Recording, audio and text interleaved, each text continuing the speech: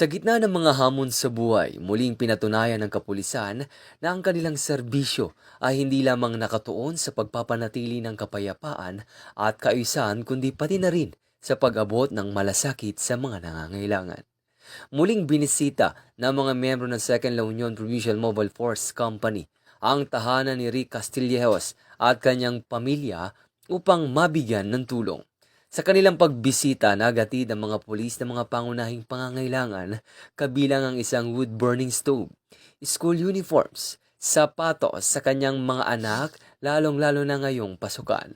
Makikitang taus-pusong pasasalamat sa mga ngiti ng pamilya habang tinatanggap ang mga tulong na kahit papano ay makakagaan sa kanilang pamumuhay at magbibigay ng inspirasyon sa mga batang magpatuloy sa kanilang pag-aaral.